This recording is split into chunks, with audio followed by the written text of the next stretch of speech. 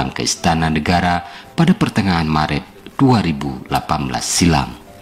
Kedatanganku ke Istana Negara tersebut karena undangan dari Bapak Presiden Joko Widodo yang ingin bertemu langsung dengan aku serta bertanya beberapa hal tentang masa laluku. Beliau katanya sudah matanya sudah sakit, pengen ngelihat mata, minta dibantu untuk dioperasi katarak. Ya, Macam ini tahun 50. Cek. Allah.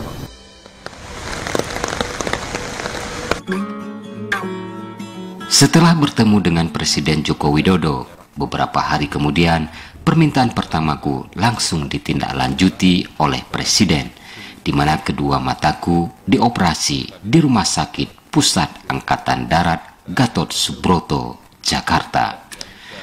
Aku merasa sangat senang dan bahagia karena selama hampir 10 tahun aku tidak bisa melihat dengan jelas karena kedua mataku menderita katarak. Pengobatan ayah kita Nyak Sandang sehingga sudah alhamdulillah hampir pulih dengan sempurna. Dan kemarin beliau menginginkan pasca operasi itu yang ingin dilihat yang pertama Bapak Presiden. Dan kini kedua mataku sudah bisa melihat dengan jelas. Puji syukur selalu aku panjatkan kepada Sang Ilahi karena kini kedua mataku telah pulih kembali. Karena aku sangat yakin ketika Allah berkehendak, yang terlihat tidak mungkin namun bisa saja terjadi karena kehendak dari Allah yang Maha Kuasa.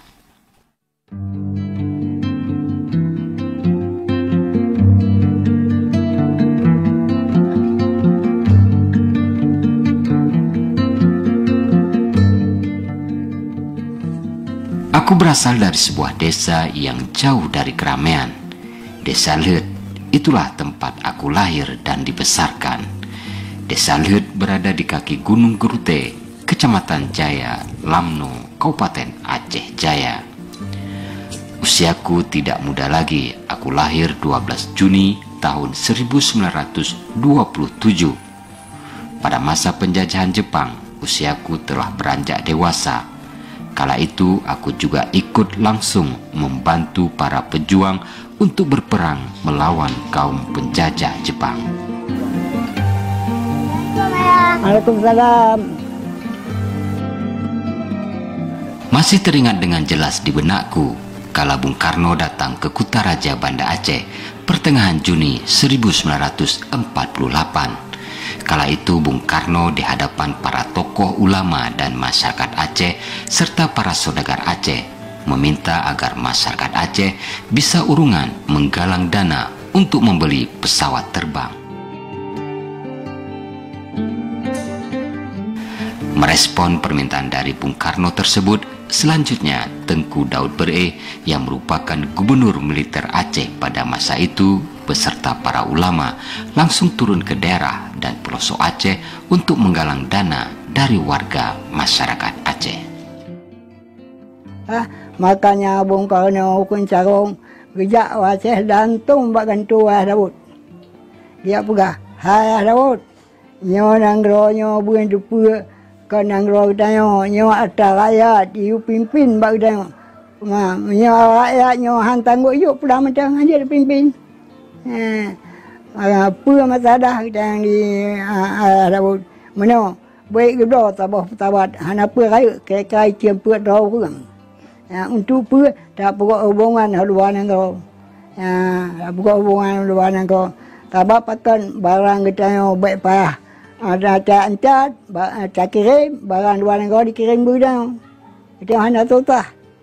Jadi kaum pakang ni kena Daud menam. Hai babong Karno. Đó ni kau kata pot, jak kau pelemah hotel dah, pelemah warung bu ni istirahat ina, tengok pos 8 kita berkumpul bansi Banda Aceh. Ya, makanya ayah Daud gua buat tempat, bahkan tu, gua pegah bak ni buah kan, nyo tengok pos 8 mubina ulamanya Banda Aceh berkumpul bansi dan tokoh-tokoh masyarakat.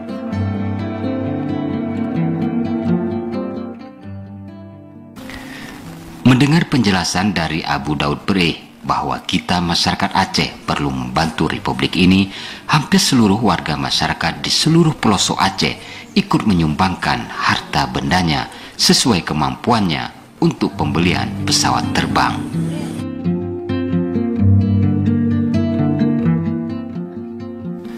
Aku kala itu baru berumur 24 tahun dan aku pun sangat berkeinginan untuk memberikan sesuatu kepada negara Republik ini. Aku sadar bahwa negara yang baru merdeka ini memerlukan bantuan dari anak bangsa agar Republik Indonesia bisa berkembang seperti negara-negara lainnya yang telah mengecap alam kemerdekaan.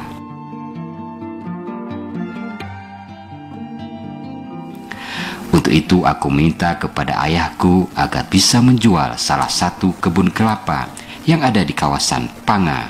Ayahku pun setuju untuk menjual salah satu kebun kelapa. Untuk selanjutnya uang itu akan disumbangkan untuk pembelian pesawat terbang. Yang bahwa orang yang bawa pesawat terutang. Terutang. Jangka 40 tahun dibayar.